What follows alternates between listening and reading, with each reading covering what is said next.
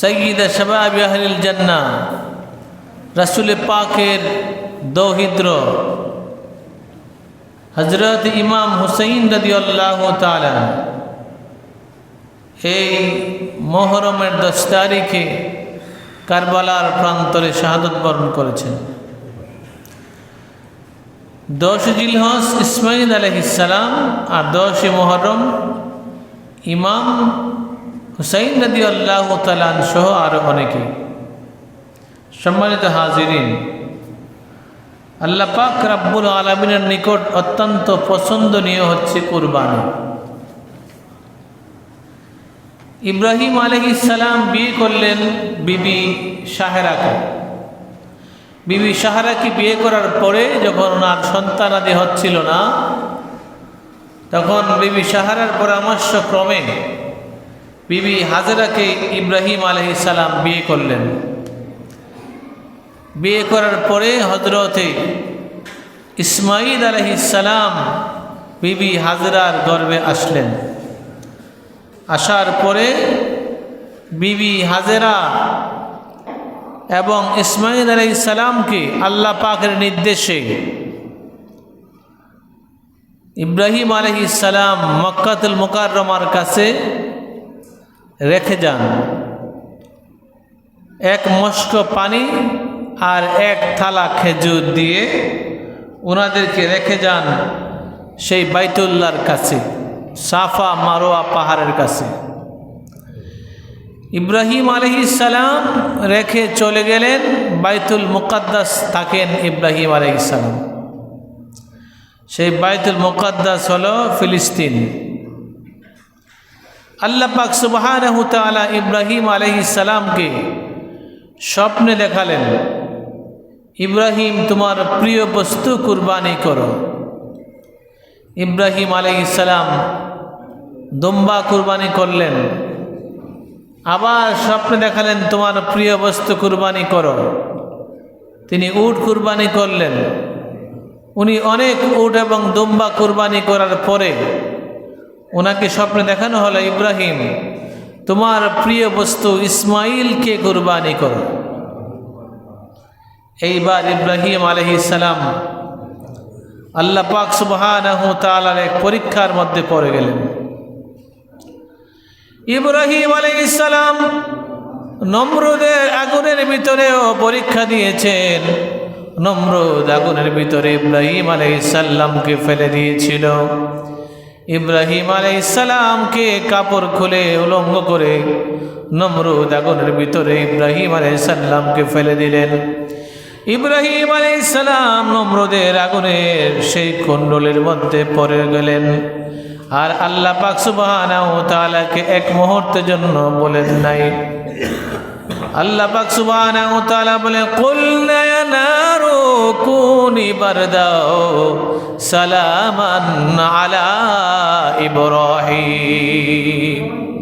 আল্লাহ পাক ডাক দিয়ে বলে, ইব্রাহিমের জন্য আগুন তুমি শান্ত হয়ে যাও, এসি হয়ে যাও, এয়ার কন্ডিশন হয়ে যাও।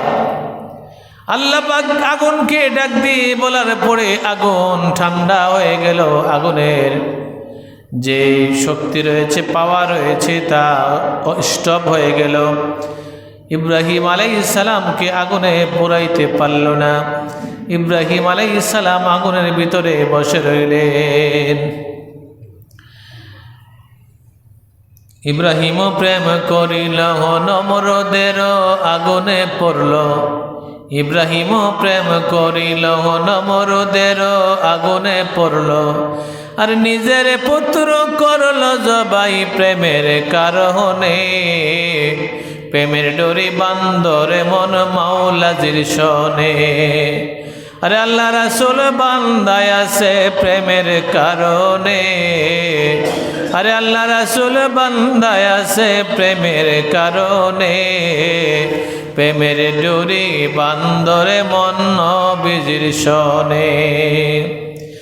ইব্রাহিম আলাইহিস সালাম আল্লাহ পাকের সঙ্গে প্রেম করার কারণে আল্লাহ পাক সুবহানাহু ওয়া তাআলা আগুনকে ঘোষণা করে দিলেন, আগুন রে আমার ইব্রাহিমের জন্য শান্ত হয়ে যাও, ইব্রাহিমের জন্য এসি হয়ে যাও।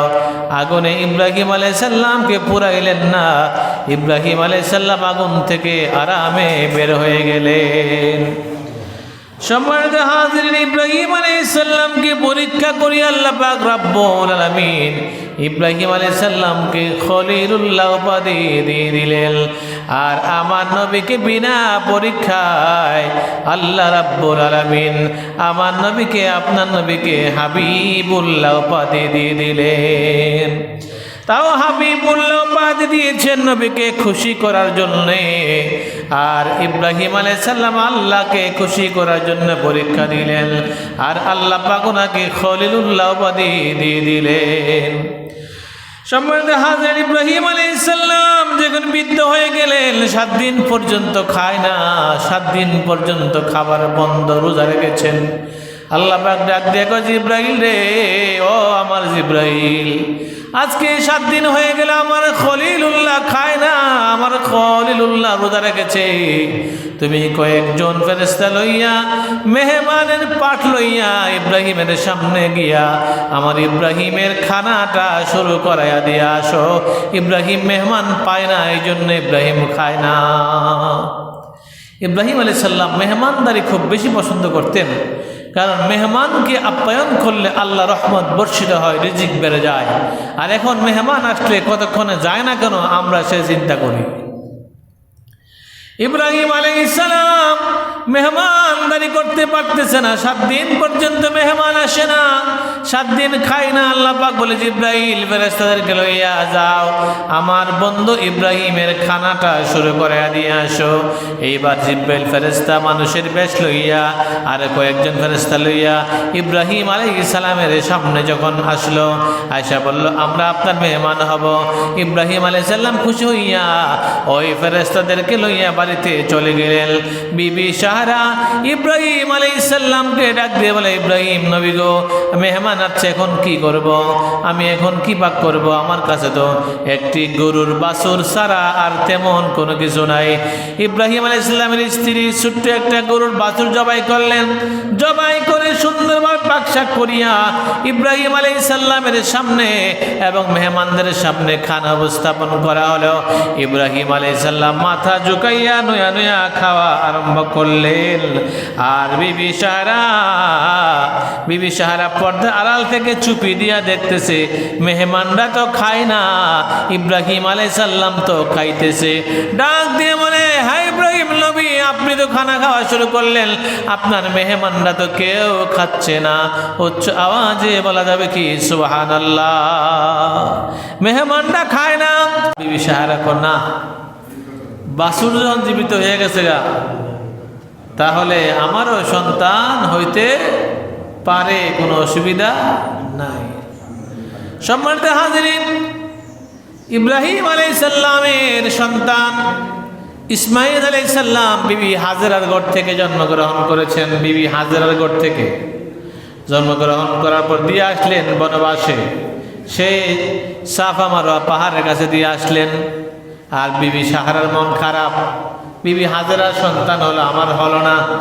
আল্লাহ কয়, বিবি হাজেরার সন্তান হয়েছে, সাহারার হয় নাই। আমি আল্লাহ বিবি সাহারার মনে কষ্ট দেওয়া রাখবো না, বিবি সাহারাকেও আমি সন্তান দান করব, যে এই সন্তানের নাম হবে হযরতে ইসহাক আলাইহিস সালাম। ইব্রাহিম আলাইহিস সালামের ছেলে বিবি সাহারার ঘরে তিনি জন্ম নিয়েছেন, ওনার নাম হলো ইসহাক আলাইহিস সালাম। ইসহাক আলাইহিস সালামের বংশধর থেকে নবী রাসূল আসছেন 70,000 নবী রাসূল। আর ইসমাঈল আলাইহিস সালামের বংশ থেকে নবী আসছে মাত্র একজন, তাও আমাদের নবী মুহাম্মদুর রাসূলুল্লাহ সাল্লাল্লাহু আলাইহি সাল্লাম, মাত্র একজন নবী পৃথিবীতে আসছেন ইসমাঈল আলাইহিস সালামের বংশ থেকে। আর ইসহাক আলাইহিস সালামের বংশ থেকে আসছেন 70,000 নবী রাসূল। সুবহানাল্লাহ। ওই ইব্রাহিম আলাইহিস সালাম যখন বাইতুল মুকাদ্দাসে ছিলেন, আল্লাহ পাক হুকুম করে, ইব্রাহিম তোমার সন্তান কুরবানি দাও। ইব্রাহিম আলাইহিস সালাম চলে আসলেন মক্কা শরীফে। তখন ইসমাঈল আলাইহিস সালামের বয়স হলো 13 বছর। ইসমাঈল আলাইহিস সালামকে ডাক দিয়ে ইব্রাহিম আলাইহিস সালাম কয়, قال يا بني إني أرى في المنام أني أذبحك فانظر ماذا ترى ইব্রাহিম আলাইহিস সালাম ডাক দিয়ে বলে, হে আমার সন্তান ইসমাইল শোনো, আমি স্বপ্নে দেখেছি আমি তোমাকে কুরবানি করতেছি। এই ব্যাপারে তোমার কি অভিমত আছে, তোমার কি পরিকল্পনা আছে বলো। ইসমাইল আলাইহিস সালাম ডাক দিয়ে বলে, ক্বালা ইয়া আবাতি ফাআল মা তু'মার সাতাজিদুনি ইনশাআল্লাহু মিনাস সাবিরিন। এইবার ইসমাইল আলাইহিস সালাম ডাক দিয়ে বলেন, আব্বা আপনি আপনার স্বপ্নকে বাস্তবায়ন করেন, কোনো অসুবিধা নাই। আমি ইসমাইলকে আপনি ধৈর্যশীলদের মধ্যে পাবেন। আপনি ইসমাইলকে আমাকে, ইসমাইল বলতেছে আমি ইসমাইলকে ধৈর্যশীলদের মধ্যে পাবেন। বাপ বেটার পরীক্ষা চলতেছে। ফালাম্মা আসলামা ওয়া তাল্লাহু লিল জাবিন, অতঃপর তারা উভয়ে যখন আত্মসমর্পণ করলো, বিশাল কাহিনী। ইব্রাহিম আলাইহিস সালাম ইসমাইল আলাইহিস সালামকে লইয়া যখন যাচ্ছে কুরবানির জন্য, ওনার সাথে ছুরিও আছে এবং রশিও আছে। বললেন, হাজেরা ইসমাইলকে গোসল করাইয়া দাও, আমি 2 রাকাত নামাজ পড়ে লই। ইব্রাহিম আলাইহিস সালাম 2 রাকাত নামাজ পড়লেন আর ইসমাইলকে রেডি করে দিলেন। বিবি হাজেরা রওনা হলেন মিনার দিকে। আজকে কিন্তু সমস্ত হাজিরা এখন মিনার মধ্যে আছে। ইব্রাহিম আলাইহিস সালাম ইসমাইল আলাইহিস সালামকে নিয়ে রওনা হচ্ছে। বিবি হাজেরাকে ইবলিস শয়তান এসে কয়, হাজেরা গো, তোমার ছেলে ইসমাইলকে তোমার স্বামী জবাই করার জন্য নিয়ে রওনা হয়েছে। উনি একজন নবী হইয়া ওনার সন্তানকে হত্যা করতে পারে না। এবার ইবলিস বলে, কেনই পারবে না? তোমার সন্তান ইসমাইলকে কুরবানি দেওয়ার জন্য তো আল্লাহ পাক নির্দেশ করেছেন। যদি আল্লাহ পাক রাব্বুল আলামিন নির্দেশ কইরা থাকে তাহলে তো এটা ভালো কাজ, আমার কোনো আপত্তি নাই বলে শয়তানকে পাথর নিক্ষেপ করে দিলেন। শয়তান চলে গেল।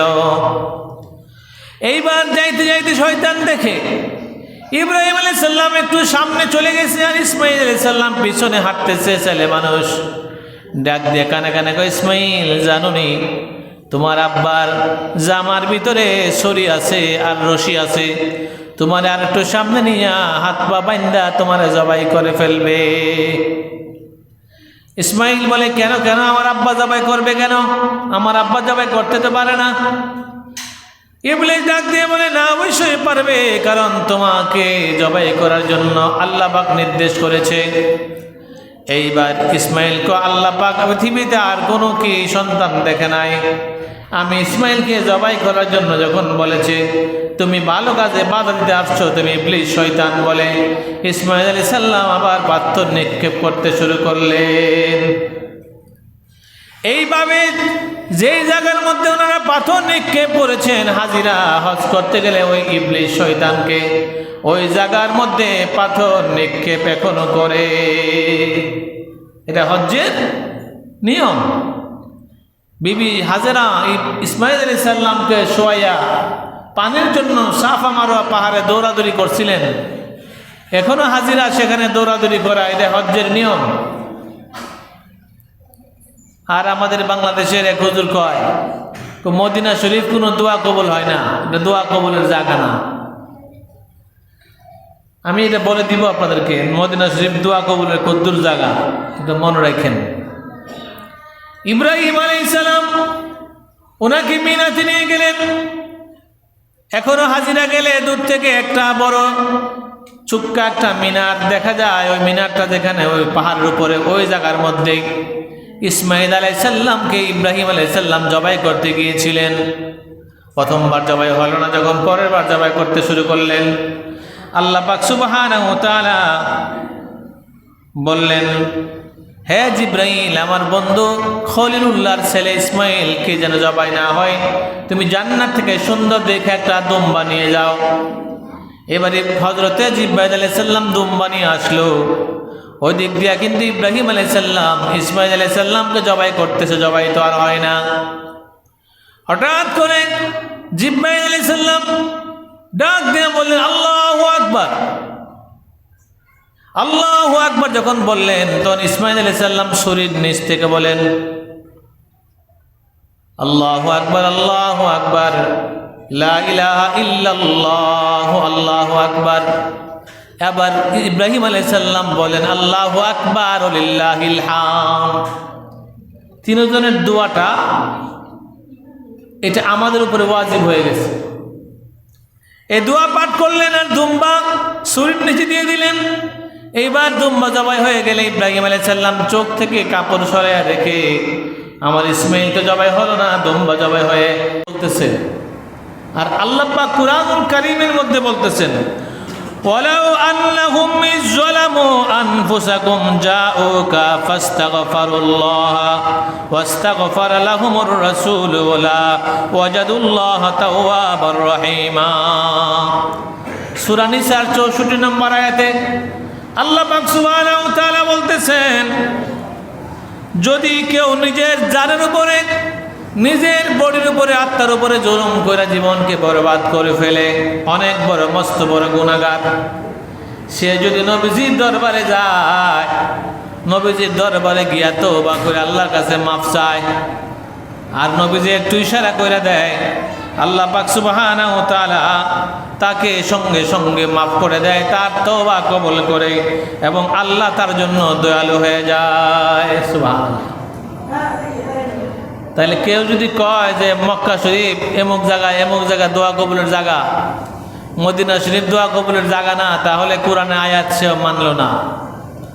এরকম হুজুরের ওয়াজ ওই ফেসবুকের মধ্যে মানুষ শুনতেছে। নামটা না বললে কি করবো, নাম হইলে আহমদুল্লাহ, খুব ভাইরাল, খুব ভাইরাল বক্তা। বলতেছে মক্কা শরীফে এমুক জায়গায় দোয়া কবুল হয়, মদিনা দোয়া কবুলের জায়গা না। মদিনা হচ্ছে ইমানদারের ঠিকানা। সাফা মারওয়া ইসমাইল আলাইহিস সালামের জন্য বিবি হাজারা দৌড়াইছে, হজ্জের রুকন হয়ে গেছে। আরাফার ময়দানে আদম আলাইহিস সালাম, হাওয়া আলাইহিস সালাম দেখা হয়েছে, এটা হজ্জের রুকন হয়ে গেছে।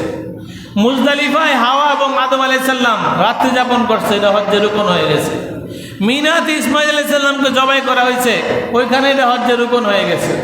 কিন্তু আমার নবী মদিনা শুয়ে আছেন, বলতেছে হজ করে মদিনা যাওয়া লাগে না, মদিনা না গেলে চলবে। আপনারা তো তাদেরকে চিনেন না, আমরা চিনি। হজ কইরা মদিনা যাওয়ার কোনো প্রয়োজন নাই, মদিনা যাওয়ার কি দরকার, মদিনা কেন যাবে? আল্লাহ হাবিব ফরমান কিয়ামতের আগে সাপ যেমন সারাদিন সারা রাত্র গুইরা তার গর্তের মধ্যে আইসা ঠিকানা লয়, তেমনি ভাবে সমস্ত ঈমানগুলা আমার মদিনা আইসা পৌঁছে যাবে, আর কারো কাছে থাকবে না, মদিনা চলে আসবে। মদিনা মদিনা আশিক মুমিনের ঠিকানা, দিদার চেয়ে কাঁদো তোমরা, দিদার চেয়ে কাঁদো তোমরা, হও না নবীর দিওয়ানা। মদিনা মদিনা আশিক মুমিনের ঠিকানা। মদিনা কার ঠিকানা? আমার এই গজলটা থেকে আপনার উত্তর দেন না। মদিনা কার ঠিকানা? আশিকের ঠিকানা, মুমিনের ঠিকানা, ইমানদারের ঠিকানা, বেঈমানের ঠিকানা নয়। যার ইমান নাই কাদিয়ানি হজ করে, বহুত আছে, আমি দেখছি ফেসবুকে, কাদিয়ানি হজ করতে গেছে। যার ইমান নাই সে মদিনা যাবে না। আর যে ইমানওয়ালা নবীর আশিক, তাকে বলা লাগবে না, তার সুপ্রসন্ন ভাগ্য, সে মদিনা যাবেই। কারণ হজ কবুল হয় মদিনায়। নবীজি বলছেন, মান যারা কবরি ওয়াজাবাত লাহু শাফাআতি, যেই ব্যক্তি আমার রওজা শরীফ জিয়ারত করবে, আমি তাকে সুপারিশ করে জান্নাতে পৌঁছে দেব। বলেন না সুবহানাল্লাহ। তাহলে মদিনা যাওয়ার দরকার আছে না নাই? কেউ হজ করলো না কিন্তু মদিনা শরীফ গেল। আমি হজ্জের বিরুদ্ধে বলছি না, একটা উদাহরণ দিচ্ছি।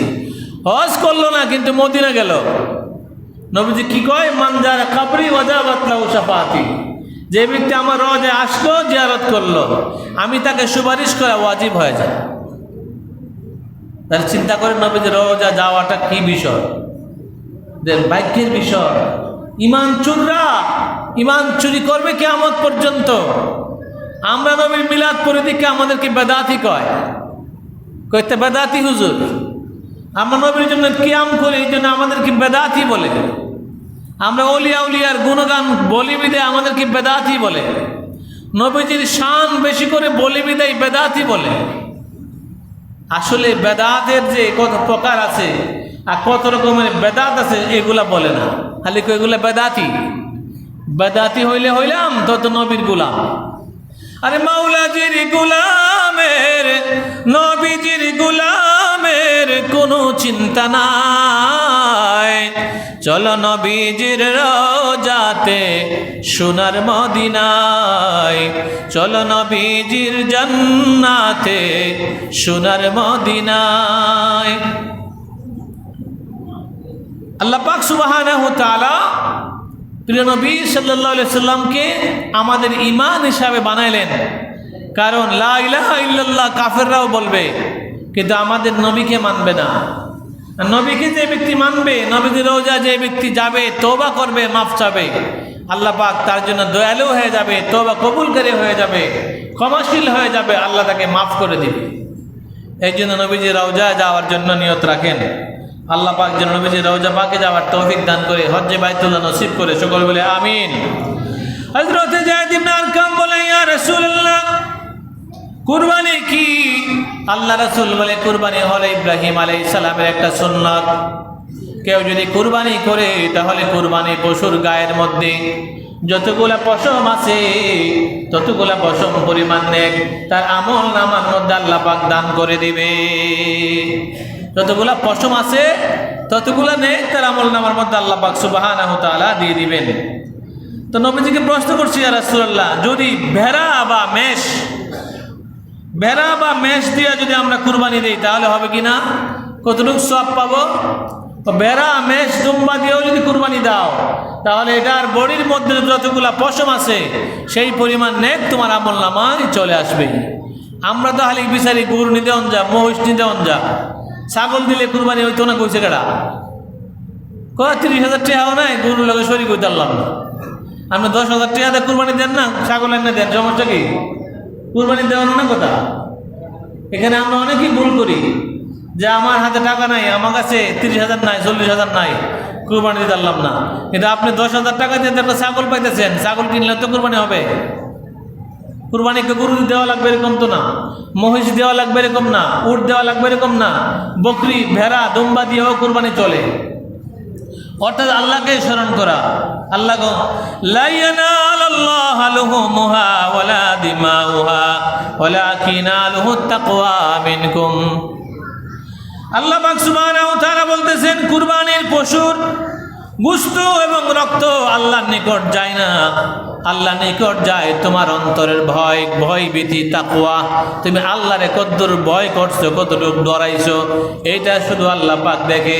তোমার বড় গরু, বড় মহিষ আল্লাহ পাক দেখে না, আল্লাহ নেও না। এই জন্য আমরা কি করব? কুরবানি করব, যার যেমন সামর্থ্য আছে সেই সামর্থ্য অনুযায়ী। আর যে তাকবীরে তাশরিকের কথা বলতেছিলাম, যে দুম্বা যখন ইসমাইল আলাইহিস সালামের বদলা চলে আসলো জান্নাত থেকে, তখন ইসমাইল আলাইহিস সালাম, জিব্রাইল আলাইহিস সালাম, ইব্রাহিম আলাইহিস সালাম যেই দোয়াটা তিনজনে মিল্লা পাঠ করছে, এই দোয়াটা সকল মুসলমান নর নারীর উপরে ওয়াজিব হয়ে গেছে। ওয়াজিব তরক করলে কবিরা গুনাহ হবে, আর কবিরা গুনাহ তওবা ছাড়া মাফ হবে না। তাহলে এই দোয়াটা কোন সময় পড়তে হবে এটা একটু জানার দরকার আছে না?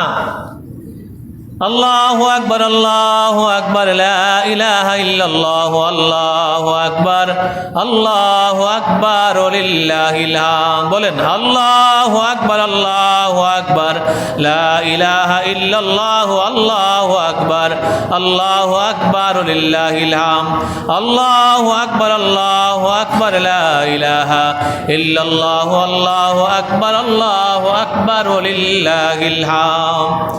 এই দোয়াটা আগামী রবিবার ফজর নামাজ থেকে বৃহস্পতিবার আসর নামাজ পর্যন্ত মোট 23 ওয়াক্ত, রবি সোম মঙ্গল বুধ বৃহস্পতি, মোট 23 ওয়াক্ত নামাজে পুরুষরা জোরে জোরে পড়া, মহিলারা আস্তে আস্তে পড়া ওয়াজিব ফরজ নামাজের পরে। ইমাম সাহেব ভুলে গেলে মুসল্লিরা স্মরণ করাই দিবেন, সবাই তো পড়া ওয়াজিব। আল্লাহু আকবার, আল্লাহু আকবার, লা ইলাহা ইল্লাল্লাহ, আল্লাহু আকবার, আল্লাহু আকবার, লিল্লাহিল হামদ। একবার পড়লেই চলে, বেশি পড়লে তো বেশি সওয়াব। এই তাকবীরে তাশরিক প্রত্যেক নারী পুরুষ সকলের জন্য ওয়াজিব। এখন সবাই চিন্তা করে দেখেন জীবনে কয়দিন এই তাকবীরে তাশরিক পড়ছেন, কয়দিন মিস গেল, তাহলে কয়টা ওয়াজিব মিস গেল, কতবার তওবা করা দরকার। কারণ একটা ওয়াজিব তরকের জন্য একটা করে তওবা। তাহলে এরকম এই কুরবানি ঈদ আইলেই তো 23 ওয়াক্ত নামাজে তাকবীর পড়ানো লাগে। তাকবীর যদি না পড়েন তাহলে আপনার ওয়াজিব তরক হবে এবং কবিরা গুনাহ হবে। যাই হোক, এই আমলটা আমরা ইনশাআল্লাহ করব। আল্লাহ পাক তৌফিক দান করুন, সকলে বলে আমিন। আমা আলাইনা ইল্লাল বালাগ। আসসালামু আলাইকুম ওয়া রাহমাতুল্লাহি তাআলা ওয়া বারাকাতুহু।